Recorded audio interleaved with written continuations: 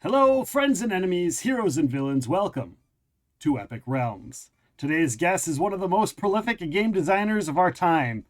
He was here for episode 1 4 years ago, and he is here back for episode 100. Please welcome our great friend Mike Selinker back to Epic Realms. How are you doing? Welcome back.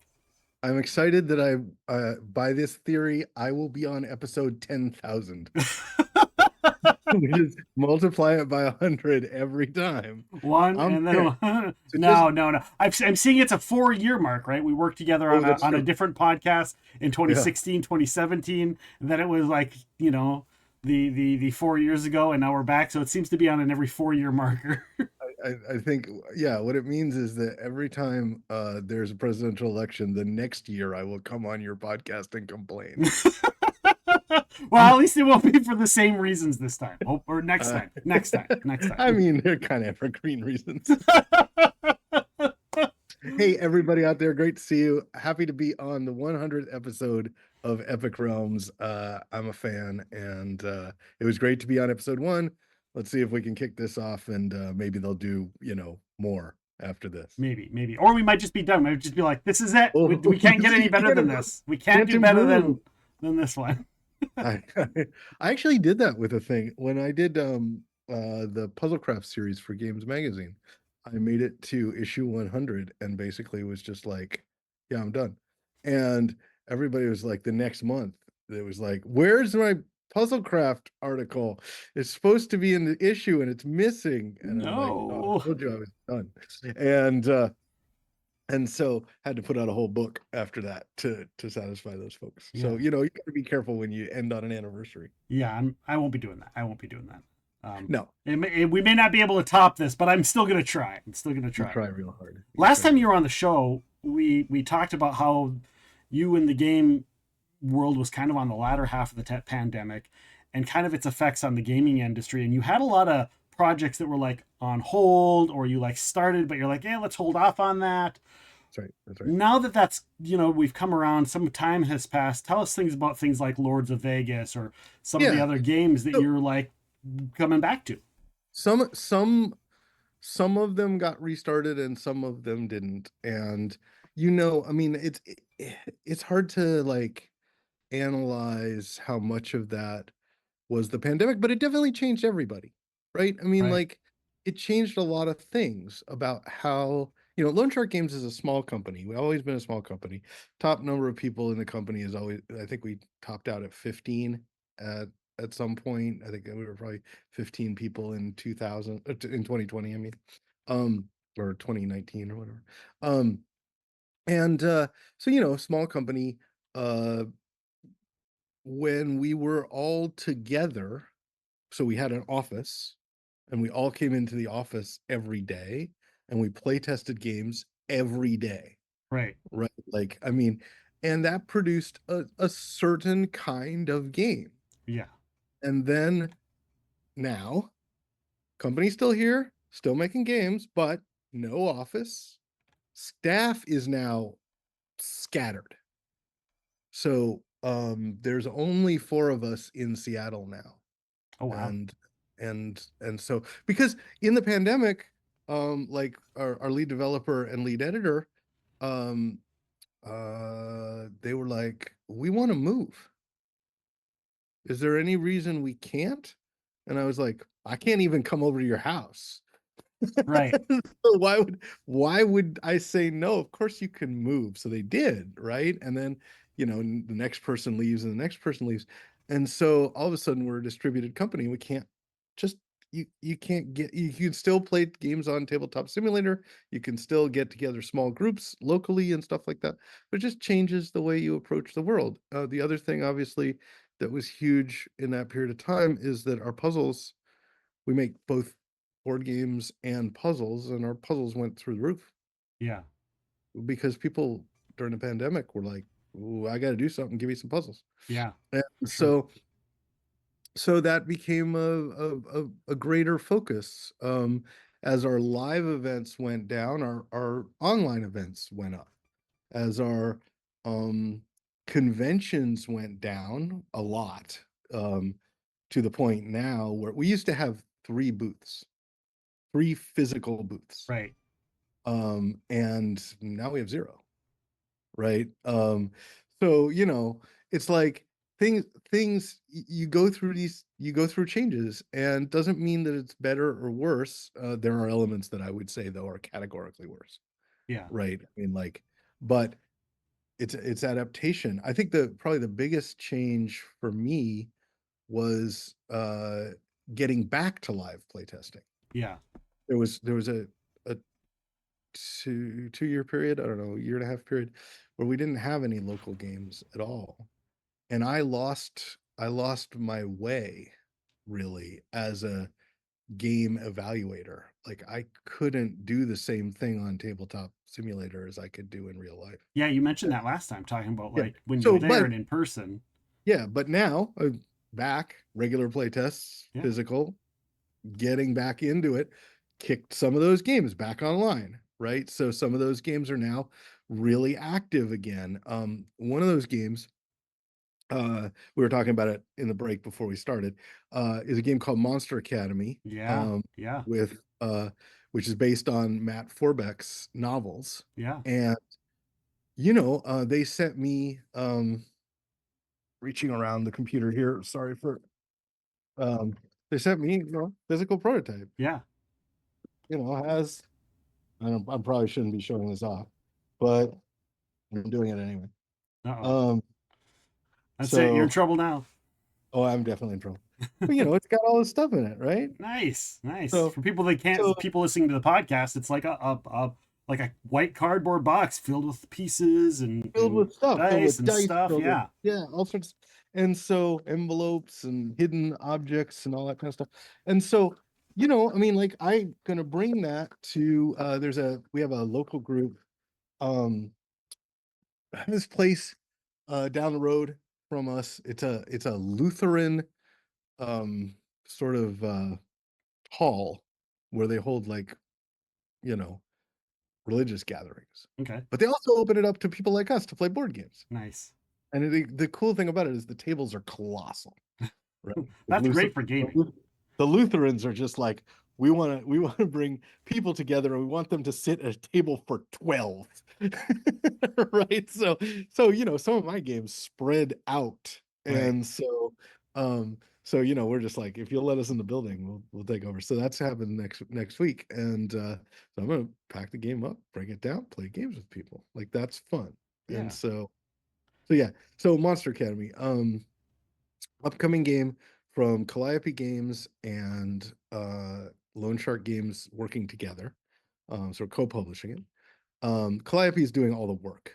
I want to make that very clear, that in the game design side, it is equally shared between the two companies. In the art and printing and sending it out to people and selling it and stuff like that, the division is 0-100 in terms of labor. And so we get on calls every now and then, and Ray Weirs and Chris Slater and Nikki Weirs and Ken Franklin, and we're just like, whatever you guys say. Whatever you want to do Whatever is you fine. want to do. Whatever you want. Yeah. Yeah, we're good. So yeah, so I mean, but it's a great little game. It's sort of the latest in our adventure game series that has Pathfinder and Betrayal at House on the Hill and Apocrypha and all the games that we've made in that particular realm. Ninth World, Thornwatch. But this one's a little different. This one is set in a prison school, functionally, Okay. for young monsters. So the theory behind the novels that Matt wrote, is that there's a kingdom, and in the kingdom, the the knights go out, and the big monsters, the dragons, the ogres, and stuff, like that, they're evil, and they attack the town, and we can't have that, so we kill the ogres and kill the dragons. And then the question comes up: what do you do with the kids? Right? Like, what do you do? What do you do with Like, the baby dragons and the baby ogres and the exactly, like, they ain't done nothing. they didn't attack the town. They didn't you know try to steal all the gold that the king has or anything like that. So the solution is um doesn't get come the solution doesn't the problem doesn't get addressed until the king's granddaughter becomes a vampire. And then he's like, I better come up with a plan. Because he's not gonna let his knights go and kill his granddaughter. Right. So he creates something called the Royal Academy of Creature Rehabilitation. And so the story of Monster Academy is there's this school in, of course, the middle of town. Like, Right. Because why wouldn't it be? Why wouldn't it be? why wouldn't you put that, like, why wouldn't you put that Let's put it in right where all the people are.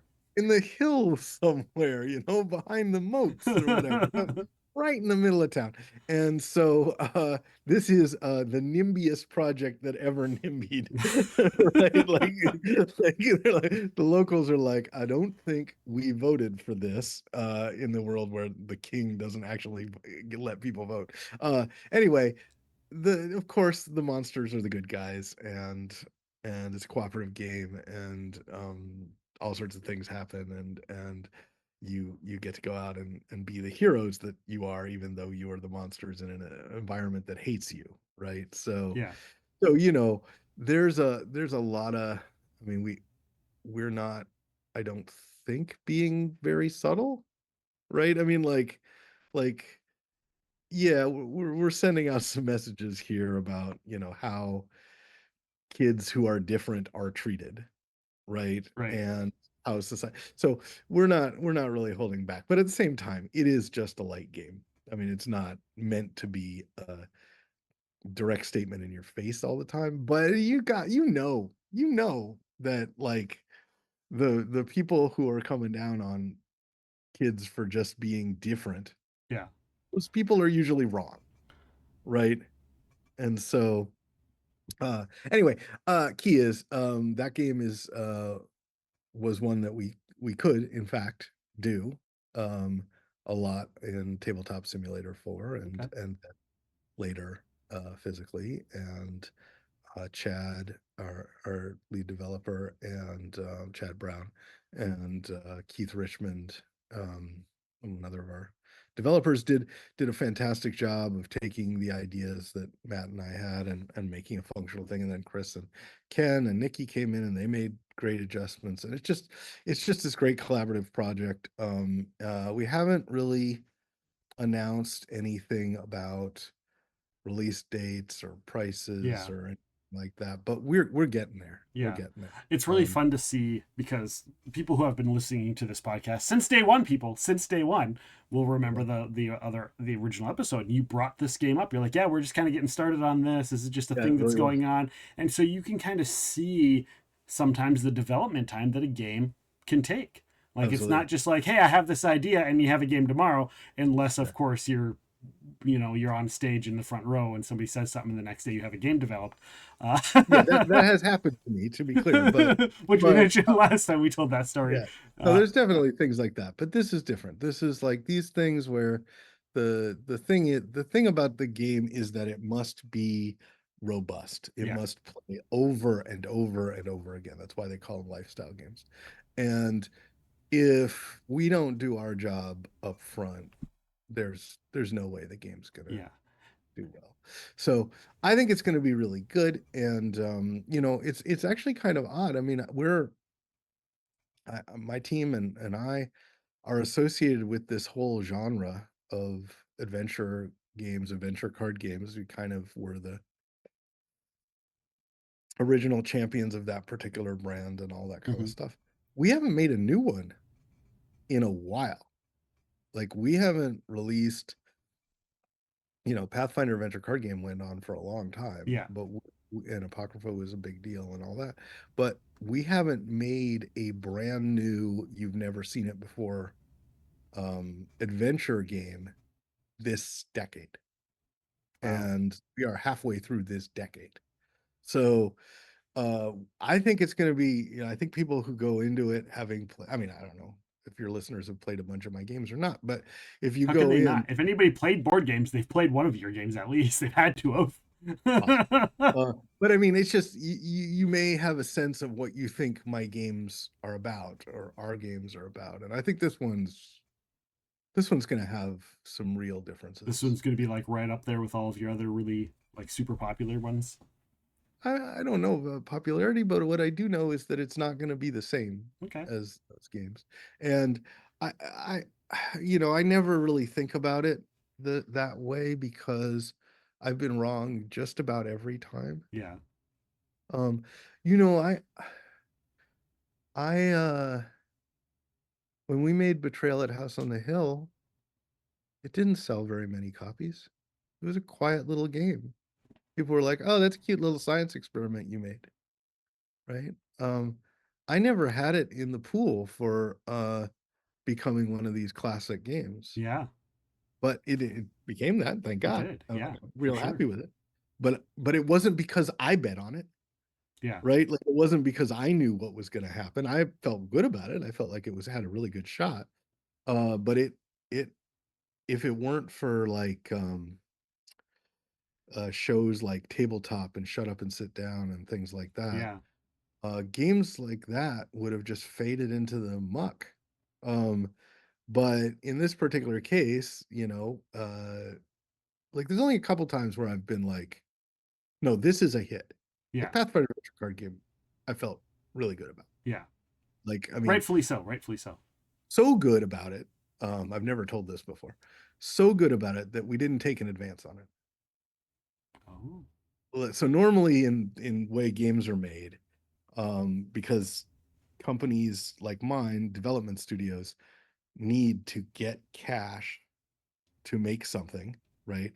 We make a deal where we get an upfront amount of money for a thing and then a fairly reduced percentage of the game after that point. And some games never earn out their advance. Right. I was so confident about it that we took an advance of $0 Wow. on Pathfinder Adventure card game. I've never done that ever. Um, because and everybody looked at me like I was a crazy man. I'm like, no, I want it all on the back end. I want my Jack Nicholson cut. Yeah. And, The Jack and, Nicholson cut. I love yeah, that. yeah. So I didn't make Jack Nicholson money, but I'm just saying, saying, that game produced 100 products. Like, I mean, it was Right. pretty good. I don't get that feeling very often. But I'm feeling that way about Monster Academy. I think Nice. it's Who came did Calliope come to you? Did Matt come to you? Did Oh, you it's go to so them? funny. That story is really funny. I think. So, it has to do with a line called the Titan series. Okay. Okay. So, um, this is what it's like to work with me. Um, it's not a flattering story. Okay. Okay. So, so Ray Weirs is the head of Calliope Games. He has been since they started. Um, and he comes up with this idea for the Titan series, where he's going to get a bunch of high-profile game designers to make small games, uh, and sell them as a lot. And he's not going to tell you what any of those games are. He's just going to tell you that there's a game by Richard Garfield and a game by Mike Elliott and a game by James Ernest and a game by Paul Peterson. And then he's going to put it up. And if you sign up for them all in advance, solely on the basis of their names, you will get all these games shipped to you. Okay. And you can also pick and choose and various other things. Like it's not like it's just like all or nothing. But Right. but for the most part, pretty much everybody went, I'll just take all of them. Those are some great people, Yeah. Yeah. right? Yeah. Well, Richard Garfield and Paul Peterson and James Ernest and these are good names. And when they came to me, I was like, no. And they were like, what? No, you got all your friends. Why won't you be a part of this? I said, because I don't have a game. I don't make deals for a game until I have a game, till I know what that game is.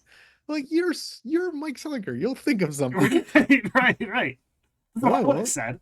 No, I won't. I would have been like, you got something in your back pocket that we don't know Yeah, about. Come on right, now. right. Sure I do. So and so anyway, I'm like, look, you can go ahead with this, and then later, if I come up with something, I'll sell it to you, and you can sell it to those. Like, no. We need you in the advertising. We need you in the marketing for it. Like, oh, but nah, I don't. Oh, Okay, fine. Fine. Fine. Right? They were really persistent. So, uh, Titan series gets funded, everybody pays their money, it's all great. They start making games, and Richard Garfield and James Ernest and Paul Peterson and Mike Elliott, they all get their games in on time. Um, but I don't for years. They're like, Mike, are you gonna make a game? I said, I eventually I'll come up with something, right? But I don't have one today. And so eventually all the people turn in their games except me and Matt Forbeck. So I'm Which is like, okay. crazy to me, by the way. That is crazy to me that it's you two. I mean, we're thought of as being very prolific, Right, right? exactly. But usually that's um it's both self-motivated and client motivated. That is, sometimes people come to us and say, we are making this game, will you work on it? Right? Right, And I'm like, oh yeah, I can design like the Harry Potter trading card game. Like, yes, I can develop that for you or whatever, right? right, I can be the creative director on that. I wasn't the developer, right? Or Simpsons or any things like that. So that's part one. And the second is I just came up with something. I want to get it to market, right? Those are the two primary motivators in my life. The motivator of it would be great if you came up with something is not a strong motivator. right. It's not there. In fact, it doesn't even it does it's the baby bird that doesn't speak. And so I just never I was like, I got this I gotta do, I got this I gotta do. Like I did a game called Sorcerers of the Magic Kingdom for Disney. There was no way in that period of time that they gave me the choice of doing a theme park game or a game that I hadn't even thought of yet. Right. Right. Like I'm gonna do the theme park game. So anyway, point being, eventually they were like, Mike, you have to do something. I'm like, yes, you are correct. I have to do something. And I start thinking about it, thinking about it. And not, like a couple years earlier, I had read these novels by Matt, and I love them. First off, anybody out there who doesn't know who we're talking about, this guy named Matt Forbeck. He is if you stacked everybody in the game industry and you were like, I want to add your levels, like it's multi-classing in Yeah, Dungeons. yeah. From different genres, even. Yeah, I want to add your levels in role-playing game design, video game design, board game design, novel Novel writing, writing. nonfiction writing, right? And you added everybody's levels up. Matt is at the top, Yeah, yeah. right? He's not necessarily the best at any of those, although I'll make a case for him in novels, right? Right, He's not necessarily the best in any of them, but he is better than all of us at all of them, right. right? And so he and I made a ton of stuff together, and like he's one of the writers on Apocrypha and all sorts of things like that. Anyway, I went to him and I was like, I want to make a Monster Academy game. I want to make a game about this. It's a great story. And he was like, I would love it if you made a game about that. I said, what do you think if we went to Ray and said, this is our Titan game? And he was like, oh, there's no way we can get away with that. And I was like, let me try. And so we pitched it to Calliope as like, this is, kind of like the first adventure game that people will play. There's a lot of their audience does no idea what an adventure game is. Right. And that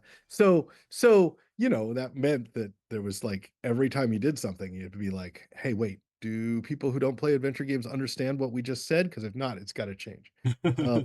But yeah, I mean, it's got Matt's great writing in it. It's got the story plotting that we're known for. It's got the sort of family friendly nature that Calliope is known for.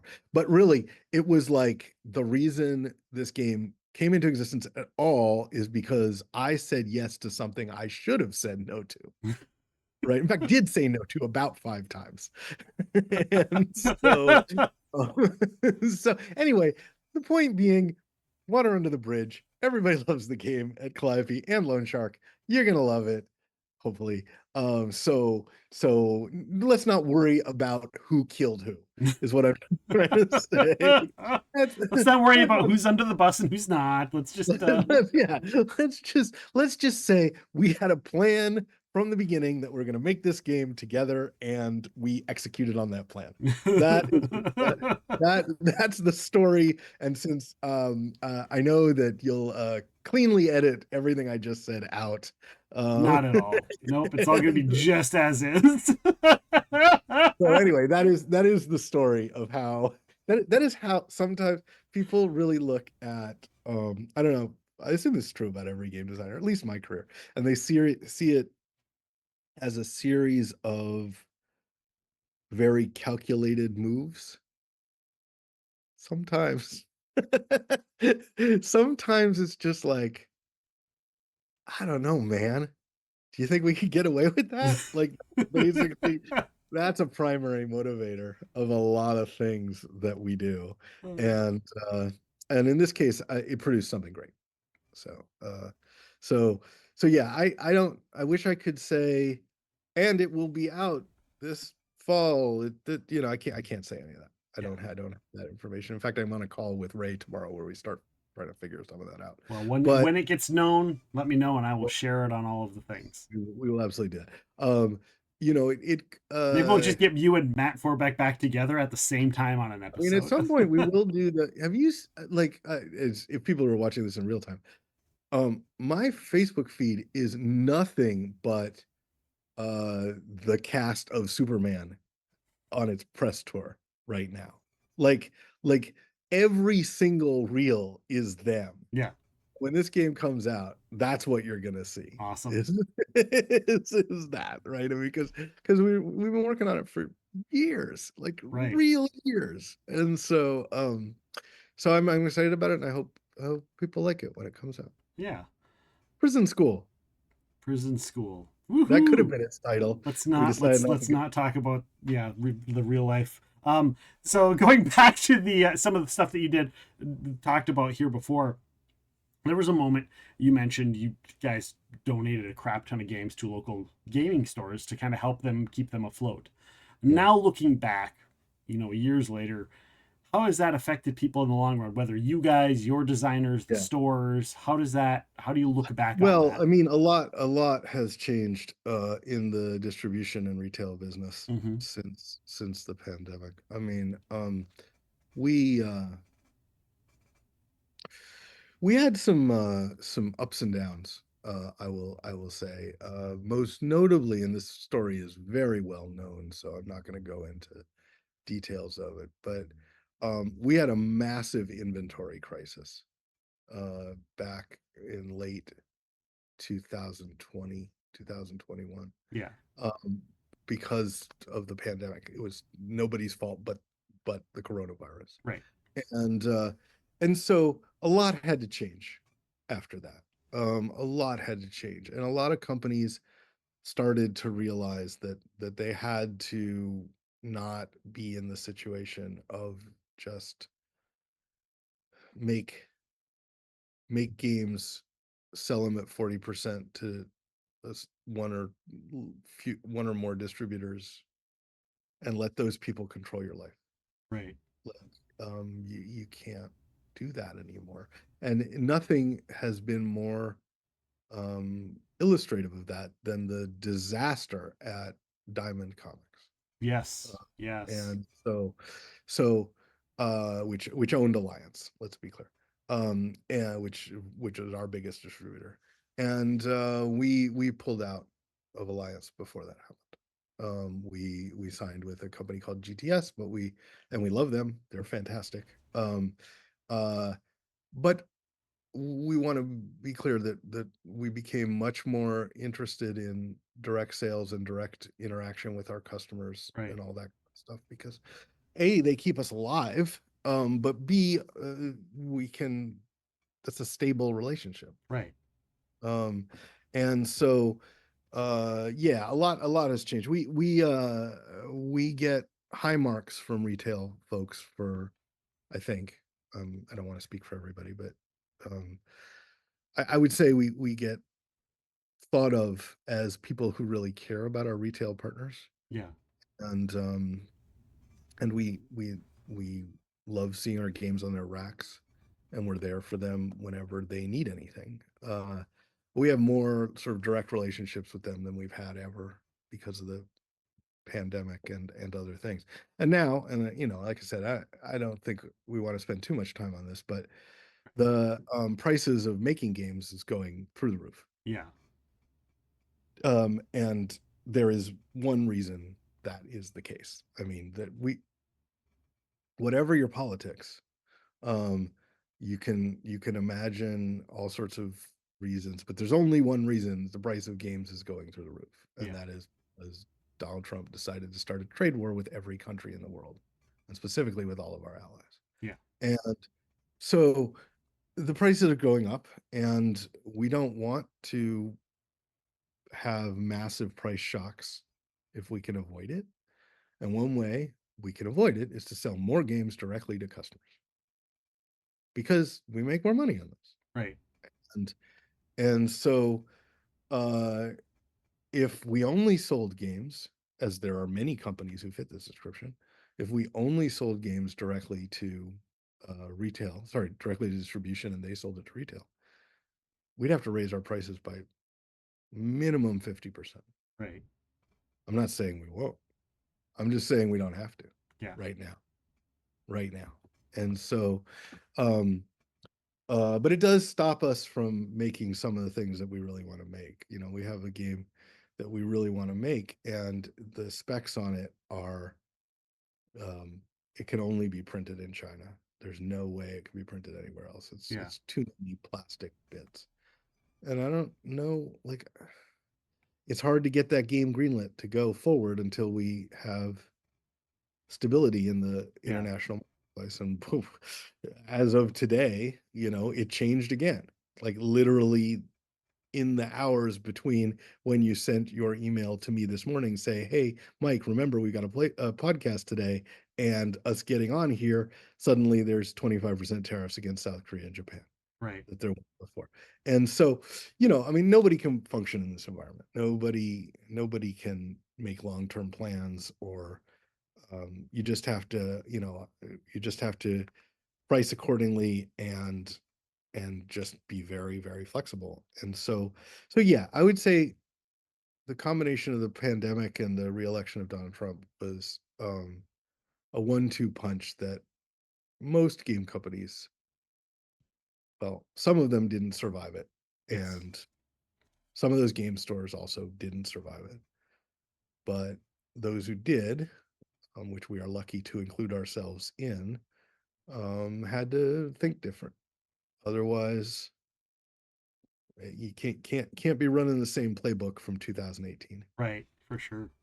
And I mean, I'm not as gloom and doom as everybody else. I print a lot of stuff in the United States. And so when I can make things that can be printed here, I'm excited to make them here. And when the only possibility is to make something overseas, I just have to make sure I have a business plan that actually makes that possible. Yeah. And I mean, we're just gonna, I, you could imagine. I think the really powerful thing, weirdly, and this is gonna sound really weird, is you have to start by believing you can't do anything about it. Like if you look at it as how are we gonna beat this system? And you're like, I got it. We'll print in Vietnam where there isn't a tariff. Bang, there's a tariff in Vietnam. Right. Like that, right? Like if you focus on it like it's a tactical warfare game, you're gonna lose every time. You're fighting the federal government, right? If instead you approach it like, as I think we do, as well, we'll do it if we can. Like we'll do this thing that we want to do if we can, and if we can't, then we won't do that thing. But we're smart and we know a lot of things that we might want to do. Right. Um, uh, then it's fine. We know a lot more, for example, about something called HS codes than we ever wanted to learn. HS codes are what objects are classified as for shipping them across the waters. Yeah. And so sometimes you make a decision of what kind of game you want to make or what kind of thing you want to make, and that just ends up costing you money. Just that one decision Right. that you just never thought you were going to spend. So we start out by saying, okay, what's the HS code on this thing? Yeah. And it's a really odd thing to be for a game designer. Right. Right. I mean, when I was coming up, I worked at Wizards of the Coast. Hmm. I was I don't remember. I guess I was a senior designer. Yeah. So I was a senior designer in the card game and role playing game division, and then I became a creative director. Um, uh, there was this barrier around us. We called it the ivory tower, but basically what existed was there was R&D and there was everybody else. Right. And R&D wasn't allowed, and I really do mean the word allowed, not to learn anything about how anything was made. Because if we understood the actual costs of things, um, we might limit our imagination, right? This is garbage. This was a bill of goods sold to us Right. at the time, right? By a, you know, reasonably a set of divisions that didn't want us messing in their stuff, Yeah. right? Like I totally understand that. But what it taught us is that we should just try to make anything we wanted, and it was somebody else's problem to solve that. That is not how I approach the world these days, right? Oh my. It's like, no, actually, when we start out something, it's like, okay, well, where are we going with this? Like, what's it going to look like when we're done? I know Yeah. we don't know everything yet, but let's at least start imagining what kind of price point this game has, and who is going to purchase how many copies of it over the period of time, and stuff like that, and where is it going to have to be made, and what's it going to how much space does it take up on a shipping container, and what are we going to tell the government that it is when it comes across the water, like stuff like that. We didn't get into game design to do Yeah, because they this. don't have a spot called, here's the number for minifigures. Yeah, no, They don't have no, a no. minifigure section. No. And so, yeah, so I mean, obviously we make I don't think it's unreasonable to say we make innovative games here Right. at Lone Shark. And I don't think that's bragging. I think that's just a fact. And that means this with every game, it's something in there that we're just like, are you sure we coded this correctly? Like I've got some puzzle projects coming from overseas later this month, and I had exactly that question about one of the things that we were doing. I'm like, is this object this, which I think costs more money, or is it that? And and I haven't gotten the answer back yet, but I was Okay. just like, I really do think we should know the answer to that before we put it on a package, Right. on a Exactly. shipping manifest. For sure. Um, Again, not the reason we went into game design, No. uh, No. but survival tactics, right? And Right. so anyway, like I said, I don't, Inspiration for a future game. I know. I think I sort of transitioned a little bit because in 2018, 2019, I was the voice of tariffs in the game industry. Like I was the one writing articles for Polygon about what tariffs meant Yeah. and things like that. And this time around, I'm like, nah, somebody else can do that. Because and they did, like, oh my God, people like Jamie Stegmaier of Stonemaier Games and just other folks, Lauren Coleman um, of Catalyst Game Labs, just other people just came out and they were just like, let me tell you about tariffs. And I was just like, thank God, because I don't want to have to do this again. Right. But yeah, it's been different. I think is the way to think about it. But that Yeah. doesn't mean it doesn't. I hesitate to use words like that other people use, Yeah. like bleak or disastrous or things like that. It's it's not great, but it's not like we're still just making games. Yeah. And sometimes we have to make decisions that people will understand we had to make. And I think a lot of, especially people in the game world, a lot of consumers of board games and role playing games, I think a lot of them, they understand, right? I'd like to think so. I mean, They're smart. if I tell you that this is the only this thing that I want to put out, this is the only way we can make it. There will be some people who say they are smarter than us. And they will say there's no way that can be true.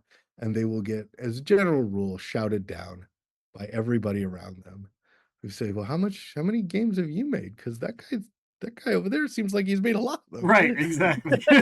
one or two, right? Just a couple. I remember I remember one time I don't remember what it was on Twitter or whatever. Um I responded to something or I said something and some people had some opinions about it, and somebody came online and somebody said, "Wait a minute, are these people trying to explain your job to you?" Right. And I'm like, happens more often than you might Right, think. exactly. I mean, Exactly. turns out a lot of people have pretty solid ideas about how my job should run. And I hate to disappoint them, but it don't. I want to So, shift gears to something else you had talked about last time you were thank on. God. Something that was No, just let's talk for another 40 minutes about tariffs. That's why I came on I this was like, I show. just let it go, and then I'm like, well, I'll just let him. Something to say, and I'm we'll get there. delighted. But I last time am you were on, you were talking about something that was super cool, and you were like, I can't wait for it to come out. You guys are going to get to go see this, and that's the Lexicon Lane Oh my Museum God. in Washington Oh D.C. my God. I have seen If you pictures are of it, listening to me, yeah. and it is super cool looking. And you were talking about it, and like, Well, at that point, we hadn't made a damn thing for it. right, exactly. You were Well, like I don't. talking That's not about it. true. That's not true.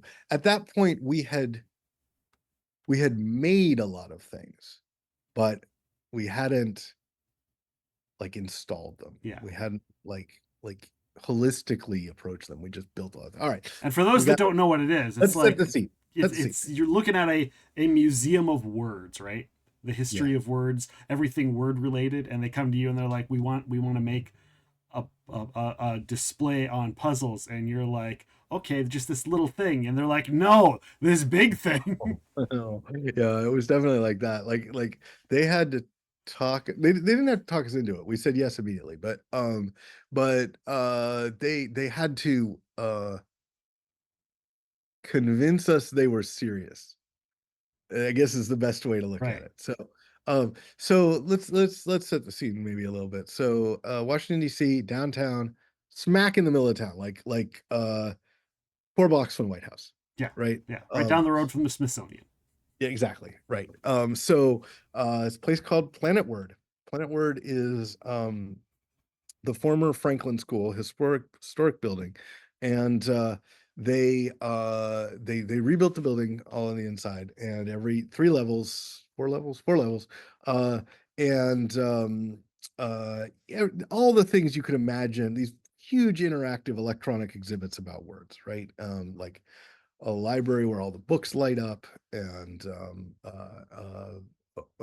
interactive um, uh, things about forensics and how words are used in police investigations, and also it's just crazy. Like you, every single corner you turn, you're just like, I didn't know that, right? Like it's truly amazing.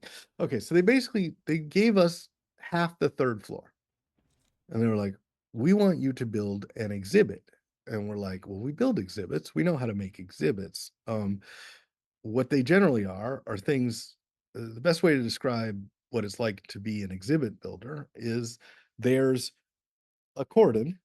There's people who walk up and there's a cordon, and you put some things, imagine they're like mannequins or something, in that exhibit, and it stares at them for a while. And when they get tired of that, they pick those up and they put them somewhere else. Right? Like that's what it means for us to make an exhibit. And this was like, no, we want to build out a permanent environment. We want you to make, and so what we settled on was we made the largest escape room in the world, Yeah. basically. So functionally, and it opened in 2022. It is the largest project that Lone Shark Games has ever made in our sort of event and puzzle world. What it is it's a giant room where you can not rent, check out is the word. So it's kind of like a library. Yeah. Check out a case, and a case is like a mini escape room that's in a box, right? And it's in some form, like a it's a an astronaut's helmet, or a um the bag, a hanging bag for a set of symbols, or something like that, right? Like an x-ray set from a doctor's office and Right. stuff like that. Big object that you just take off the shelf, take it over to your table, and inside is a bunch of physical objects that you get to play with in this room that is filled with objects. There's 500 different objects, interactive objects in the room, all of which, some of which pertain to the case that you are currently solving, and many of which that do not. And you just bop around the room solving puzzles and doing crazy things you've never done before. And um you get that experience, and you finish that case out in a half hour, an hour, then you go back and check out another case, and now you've got the same room, but totally different experience with totally different theme, totally different. It was an insane amount of work. It was we had, oh, I don't know, probably 35 people work on that project. Yeah. Um, and but what happened was this great fusion of minds working on it. 10 different designers, 6 fabricators on our end, 6 fabricators on our partners end, who built, like for example, we could build, like my guy Damien, uh who is a fantastic um builder of things. He can make a pool table, right? So Right. there's a pool table in the thing, right? He can make, but what he can't make is the wall that the pool table is built into. And that wall has to look like it's part of a music shop, right? Or something like that, right? So we had these huge facades built. We built an entire city, right? Like an entire, or street, basically, is the way to look at it, like Sesame. We functionally built Sesame Street. There you go. Uh, and the companies there, X Plus and Zubatkin and these other great companies that we worked with, built out the things that were in our heads and improved on them greatly. And now, you know, kids, families, puzzle people, whoever, just show up every day and they check out, you sign up for a case, you check it out, you do it. And I think it's at least the most successful thing we've ever built, at least since Sorcerers of the Magic Kingdom, where basically we had all of Disney's money, Right. right? Like, I mean, when Disney World comes to you and says, build a thing for us, there's a lot of resources that go into it. Yeah. Um, and so, but this was at least that big a project, and maybe bigger. And it's the best. If you're anywhere in the Washington D.C. area, and you can take an afternoon or day, and just go to Planet Word and say, I want to try Lexicon Lane. I think, tell you what, if you don't have a good time, I'll give you your money Don't say back. that. People No will one has lie. ever. People will lie. They'll be like, "Give me my Feel money." free. Feel free. Like, I mean, it's just look, I don't think you cannot have a good time in Lexicon. It's too much fun. Yeah. They got like people working it full time. Like, I mean, if they're having fun, you better believe that the people who are Right. playing it. Exactly. Yeah, I'm so excited that happened. It was so cool to be there for the opening, where just like it was like a black tie event. I don't do a lot of black tie events. You No. know, no, I don't really get invited to those, as it turns out. But these were like, oh look, there's the mayor of Washington, D.C. Yeah. You know. Um, I didn't so even know there was a mayor of Washington. I guess there should be. there I is. guess there should be. They do actually have a city that they have to run. Uh, the federal government really is in their business all the time, which I think is really unfair. But anyway, yeah. So that came out, and yeah, we had to build that giant thing during the pandemic. Like that was another crazy element of it, right? Like I remember the call when I called, we had a weekly meeting with them, and I said, and this was like, March of 2020. I said, I think you guys ought to get used to the idea that I'm not coming out there. They're like, what are you talking about? I'm like, if you're not here, how's this thing going to get built? I'm like, oh, buying because I'm going to be in lockdown. We're like, what's a lockdown? Anyway, so, you know, we had to build the most massive thing we've ever built in the middle of a pandemic. Wow, And it was pretty great. It worked out pretty well. So, that's crazy. uh, one of the things that we've been working on actually that sort of came out of Lexicon Lane is a reanalysis of like all the puzzle events that and creations that we have made.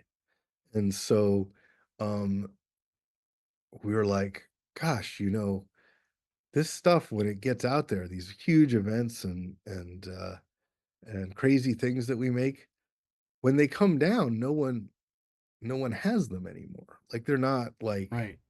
right, they just disappear. So we decided to do something about that. We made a book which is on press today, like it is literally being printed. Oh, Or I shouldn't say it's on press. I'm gonna get what's called the F and Gs, the folded and gathereds, okay. all the pages that are actually printed, and they put them in the right order. They say, "Is this your book? Because if you don't think so, you better tell us right now." Right? It's the right Right? before it goes to press Yeah, phase. it's like so I've written books where there are no page numbers or the pages are in the wrong order and stuff like that. These pages are in the right order. We should be fine. Yeah. So they have We page should let numbers. people know that when you say that they're not in the right order, that's intentional, people. That's intentional. Exactly. Right. We produced a book a couple years ago where half the pages were upside down. And we had to explain that to the printer, like, okay, so there's going to be a point where you go, is this page supposed to be upside down? Yes, it is. And so this isn't like that. This has just got page one and then two and then three and four. And that's what we want. So yeah, so I guess I got it here. So for those of you who are actually watching as opposed to listening, I'm showing the cover of Yeah. The Hunting The Shark. hunting of the shark. Yes, which is our 20 years of Lone Shark puzzle hunts.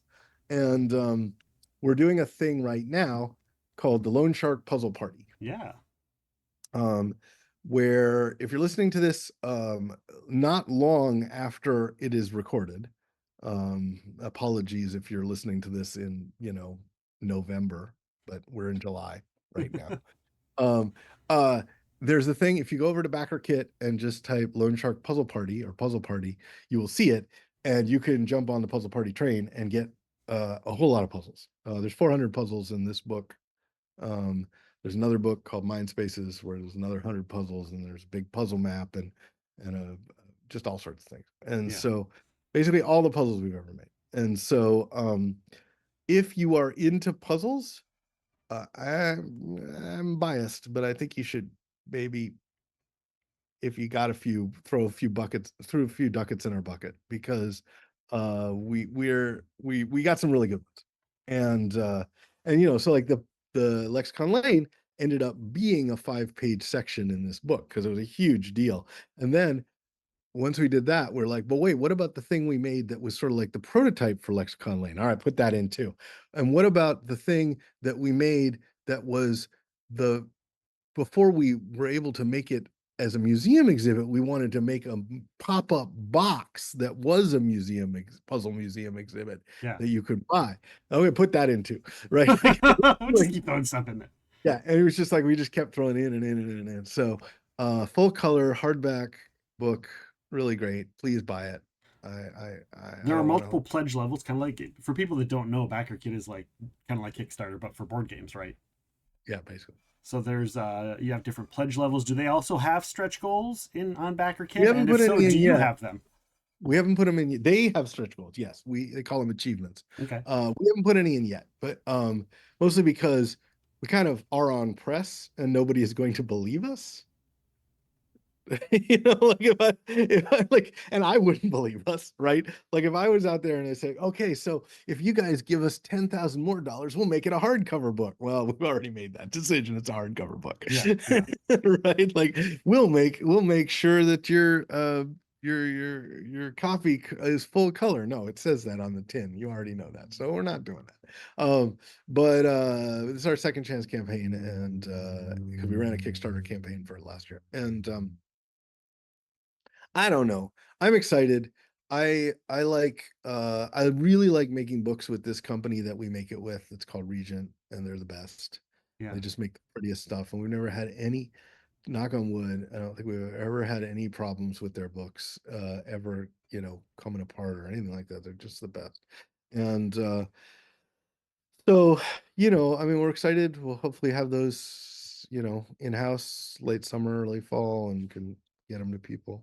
We'll make sure to And get the links in the show yeah. descriptions as well, so But people I can mean, go I, and check I that out hope and everything. I hope people understand that, if you're mostly a board game person or a role-playing game person, this puzzle stuff may not be the first thing you think about, but when your friends come over and they're like, "Oh yeah, let's play a board game," but the other three people aren't over yet, right? Like this thing's on your coffee table Right.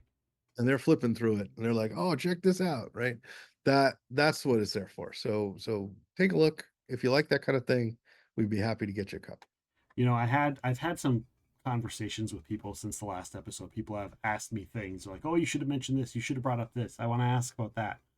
Years later, and I kind of sifted through some of them, Right. and something that's come up a couple of times is, have you have you ever thought? Because we talked last time about your work in for Wizards of the Coast at Yeah. 3.5, and we touched on role playing. Have you Do you have any desire to go back to doing role playing games? There's a lot of words. It is. A lot of words in a role-playing game. You know what I really love is, and I don't really, I'm sort of an indie RPG designer without portfolio. Okay. Like, so I am really associated with these macro games, right? Like the, third edition Dungeons and Dragons and the Marvel Superheroes Adventure game and stuff like that. These gigantic projects.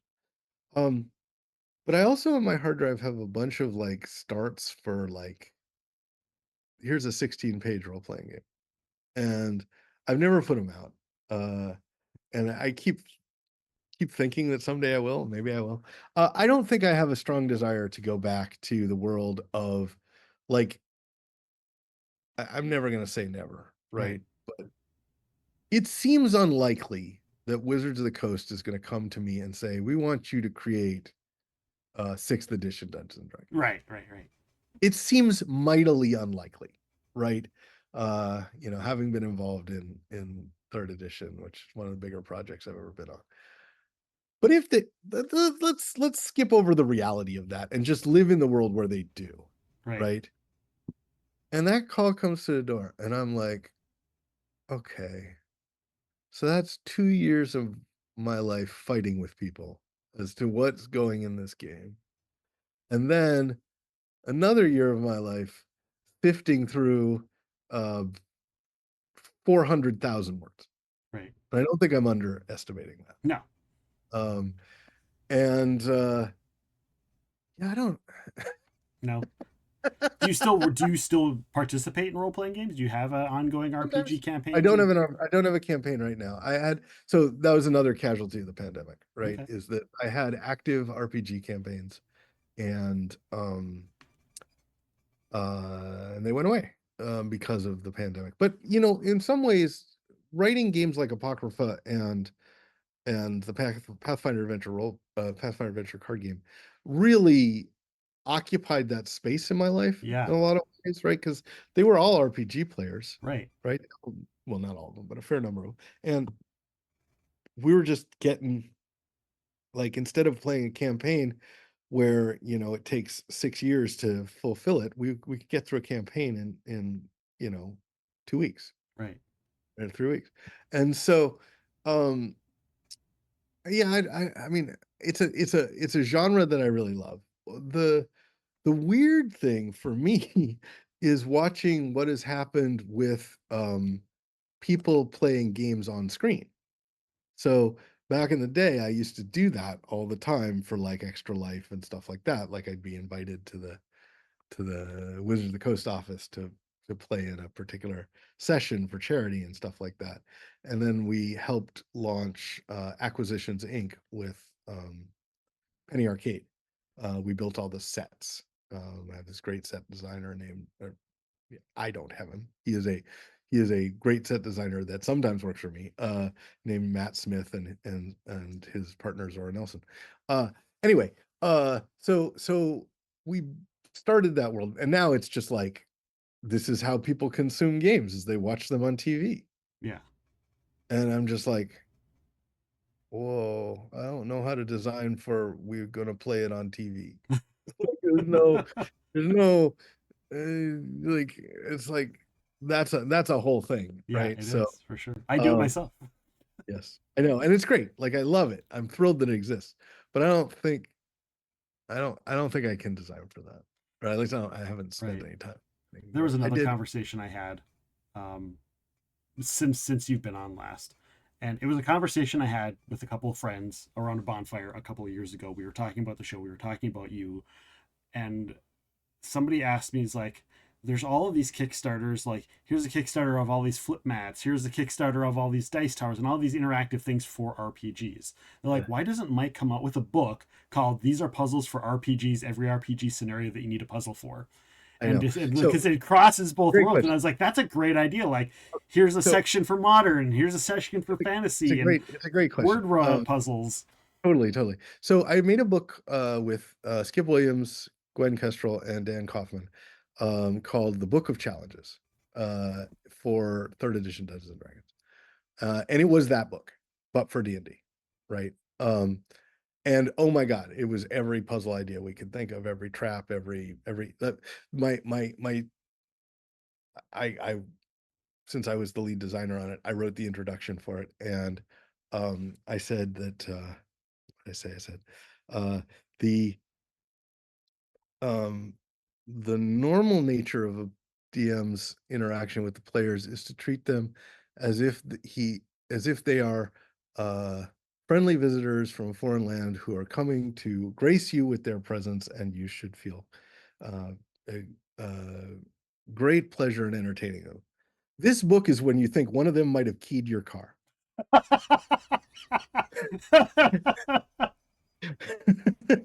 Right, like this was all the mean-spirited things we could think of, right? Yeah. So we wrote that book, and it was hugely popular. It's one of the best things we ever written. Okay, so We love years the idea of later, just like, oh, I have to make up a puzzle. I don't even have a flip open to a page.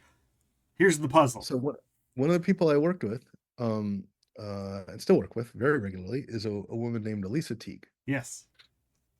She's on I my love list Elisa. over here of people to talk to at some point. You should absolutely get her on your show. She's the best. She is telegenic to the best quality of that term. And uh, so she started working with the D&D folks after she left Lone Shark, and she became functionally that the new version of me in that regard, in the sense of like, was there one person who was like thought of as the puzzle heart of Dungeons and Dragons? It was her, right? Yeah. And so she made a book um called Tasha's Guide. I'm gonna blow the name of it. Damn it. I can't remember the exact title, but basically it was that book again for Dungeons and Dragons, right? Um, and it's as good as you can imagine. And we've talked many times about we should genericize that. Yeah. Um, the problem I have, and the reason we've never gotten to it, and so that's why I think it's a good question, is genericizing it takes some of the fun out of it. Okay. Like, I mean, it's one thing to be able to say, "Ah, ha, ha, you didn't see this coming. This beholder was really a gas spore or whatever," right? Like, but when you don't have those things, you're like, and then it's a monster. It doesn't feel the same. You want the property, there. Yeah. Yeah, I Remember when agree.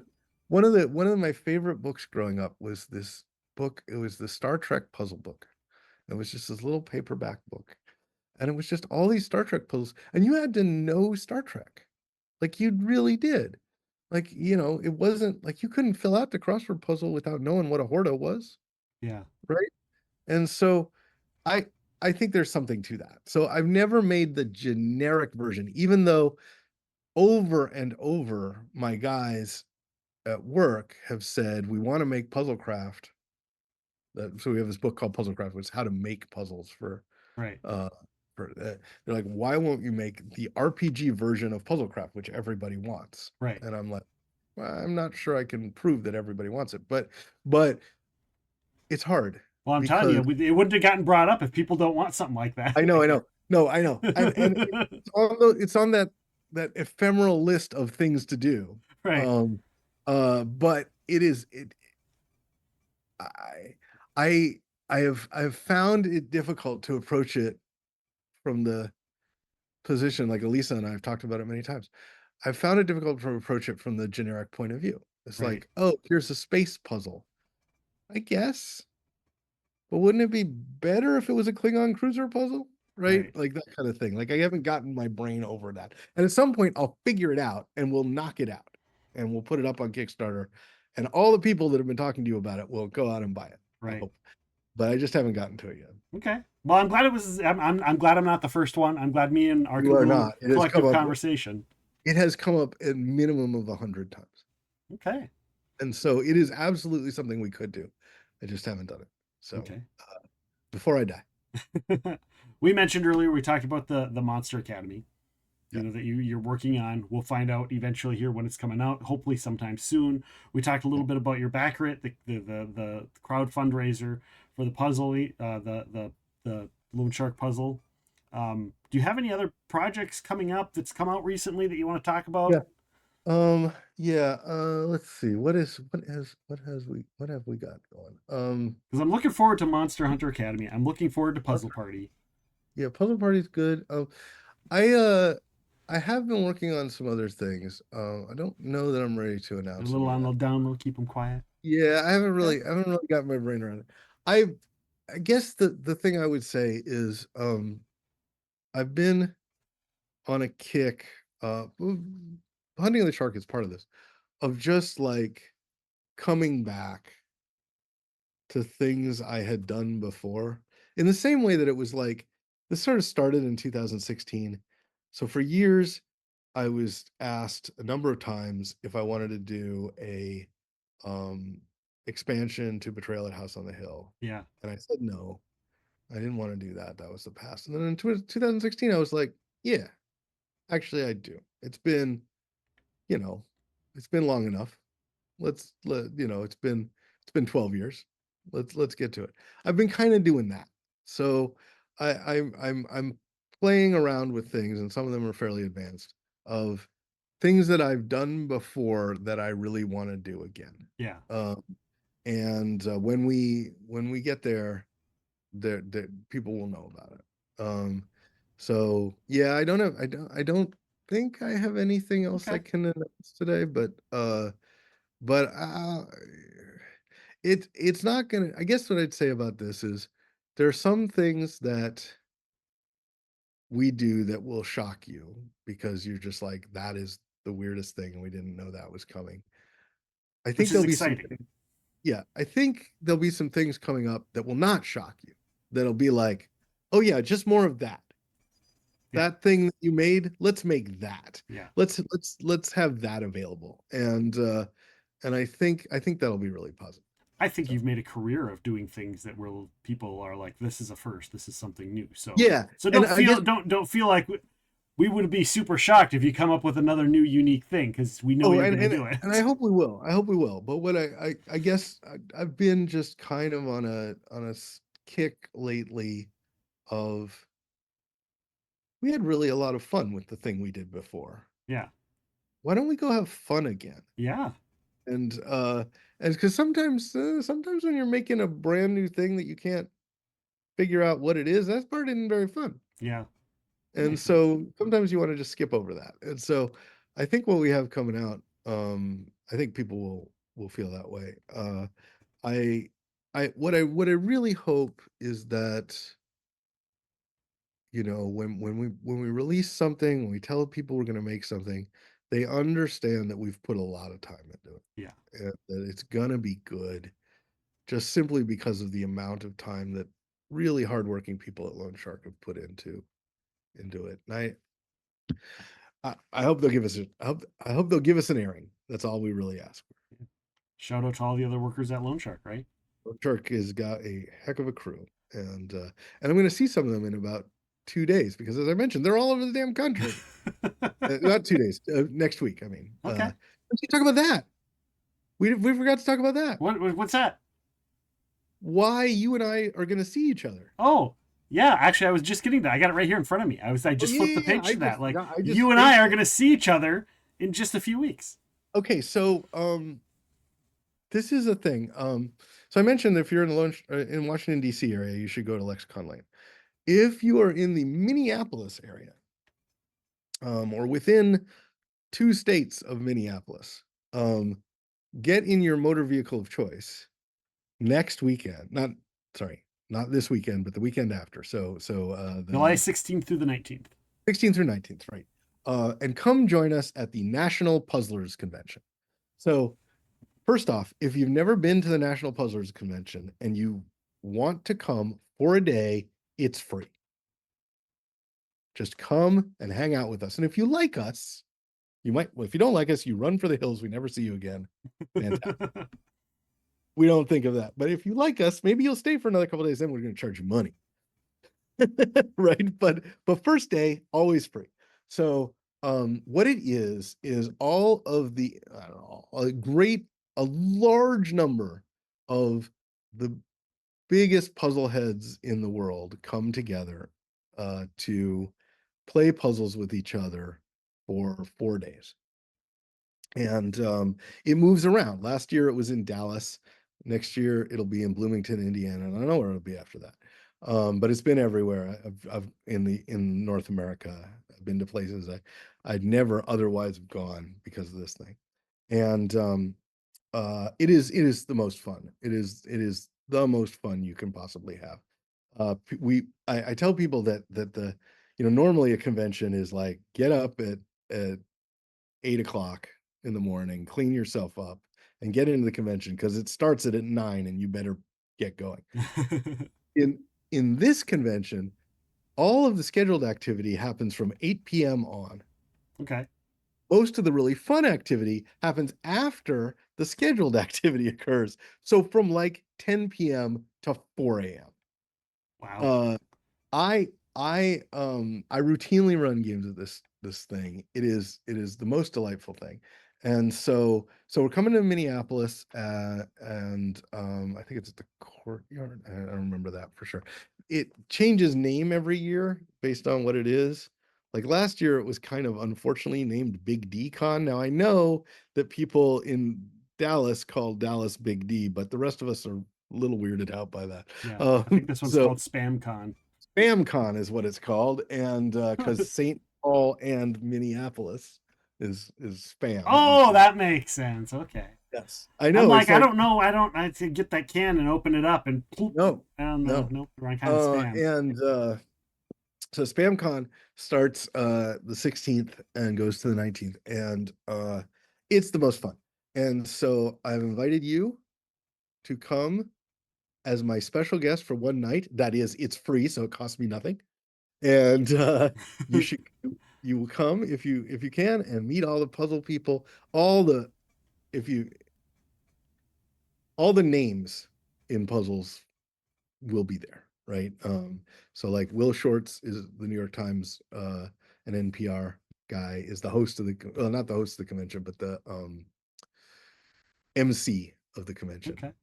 And just a crazy good My crew of wife people. subscribes to the New York Times puzzle suite on her phone. She gets Yes. all of them. She gets all of them. Well, your wife might enjoy meeting the people who make it. Yeah. I'll have to, Um, I'll so, have to drag her along. I'm sure she'll come kicking and screaming. well, if it can happen, it can happen. So, yeah. So I was today. Let me tell you what I did today. So one of the games I'm going to run is I run. We have these things called homemade Jeopardies. So like basically the sequence on Jeopardy. We run a game show, but like for 6 people, Okay. and we use these light up devices called experts. And the expert, everybody gets an egg, and it's a light up egg, and they hit the button, and it lights up on this little dashboard of like who punched in first. So the blue egg is they call on the blue person, they answer right. And I always have a theme. So last year it was like it was a big spy mission. It was a Jeopardy game, but it was a spy mission. This year, assuming I get my act together, and I really need to because of what we did today, it is Cannonball Run themed. Okay. So the idea, and I haven't told anybody this, so I'm definitely breaking this news today. People now listening to this are going to start studying and be like, I'm going to be ready for this one. Yeah, don't watch the movie. I haven't watched it again in 25 years. But basically what it is I've turned the Jeopardy concept into a rally across the United States in various vehicles of choice. And today we went to the Dollar Tree and bought 73 Hot Wheels. Oh, I love Hot Wheels. Yeah. So I got here like here's some. I got the 71 Dodge Challenger and the The Batmobile. Batmobile. Yeah. Yeah. And the Monster Dairy delivery truck. Oh yeah, I have that one. Yeah. And so I have an older version, different paint job. Yeah, exactly. So everybody the goal of this is to get your car and drive across. So I've been putting it. So yeah, we went out Hot Wheels shopping today because that's my job. That's And awesome. yeah. And you can write it off, right? At the end of the day, it's like, what is this Yeah. write off for a Hot Wheels? No, don't worry about that, Mr. IRS. One of the strangest receipts I'll ever turn in because it's just Hot Wheels. Because each one's a separate project, Uh-huh. separate product, right? So it's like 75 individual items to just say Hot Wheels, Hot Wheels, Hot Wheels. But yeah, so that's the fun. So that's the next convention I'm going to be at, and if you're in that area, come really seriously. If you're anywhere near it, you've never had an experience like this. It's the best, and it's free for the first day that you're there. For the So first just day. It's like a drug. yeah. You'll get there, first day is I mean, free. I'm going to point this out. My first hit was in 1993 in Montreal, and I ain't stopped. Yeah. So We're not weaning you off. no, not at all. So please come and see all the games and have a time. And so yeah, that's the next show, and then there's PAX PAX West. West. Yeah, PAX West is in Seattle on Labor Day weekend. I will be running a big superhero games panel there with a star-studded array of superhero games designers. And that should be a lot of fun. Yeah. And yeah, so Well, I'm in yeah, Seattle. I mean, everybody's over there. All the cool game designers are over there with you. it is a good place. It is a really good place to make games because there's never, you know, everybody is super friendly with each other. We all get along great. But when we get together and play games, it's like, what's wrong with this? Well, let me tell you. And somebody will tear your stuff up. You better be in the mood for that to occur because that is the outcome. If you make a game and there's some flaws to it, Right. everybody will tell you here. And so I think it's what makes games out of Seattle special is that, I mean, if you're a designer and you're by yourself in someplace in the hinterlands, you're not getting that feedback, Right. And we get it every day. So yeah, yeah, it's a good place to be. But yes, PAX West, always a good time. Yeah. Please come out if you're in Seattle. So basically, I've just said if you're in Seattle, you're in Minneapolis, you're in Washington D.C., I got something for you. You got something. Got something. And of course, the So PAX West is August 29th through September 11th, which Mike said Labor Day weekend, so people can go and is that check wait? that out. Is that Labor Day, or maybe it's the weekend before Labor I don't. Day? I have the dates of August 29th through September 1st. I just realized that might not be Labor Day weekend. That might be the weekend before Labor Day. But either way, It's around uh, that neck of the woods. It's around yeah. that neck of the woods. So yeah, good times all the way around. Happy to see anybody who comes out. I always forget what day Labor Day is. I never can remember the day. I'm horrible with those. So I'm just like, you say it's Labor Day weekend, great. I wrote down Labor Day weekend, and then I went and looked up the date. So there we go. And seriously, if you're at a show that I'm at and you want to talk to me, come up and talk to me. Say hi. Do it. Because I saw you on Epic Realms, and I played 35,000 of your different games, which is about a quarter of them. Yeah. That's only if we don't count the puzzles. I worry that, let's say hypothetically, I don't know if this is going to happen, but hypothetically, when the day comes and I'm standing in front of St. Peter and he's like, we have to decide whether you get into heaven. How many trees did you kill? Look at all the people you made happy. You put a lot of work into those trees and you made a lot of them into games. I'm like, yeah, but so I'm hoping that works out for me. But people were happy. That's what people can find Lone Shark Games at loansharkgames.com. Correct? Absolutely. We're on the Blue Sky under that name. We're on the Facebook under that name. You will find us on the Twitter, but we don't use that account anymore because me either. It's all Nazis and we don't want to deal with that. Right. But it's not all Nazis. There's probably some non-Nazis, but we don't have time for the ones that are there. Right. But yes, come find us on Blue Sky. Come find us on well, we do have an Instagram account, but we never use it. Facebook. Find us on Facebook. Obviously, come to Backer Kit if you want to be part of our puzzle party, and just come try our stuff. We're harmless. We don't bite. We're sharp, but we don't bite. And people can find you also on Blue Sky and Facebook. Mike Selinker. .bsky.social ... all of the things, or Mike.Selinker on Facebook. Correct? Those are your. And you knew those better than I did. There we go. I'm pretty good. I may be a professional. It took me 4 years, but I'm getting there. Episode 100. Episode 100. 4 years later. Episode 100. I'm so looking forward to episode 10,000. 10,000. We'll get there.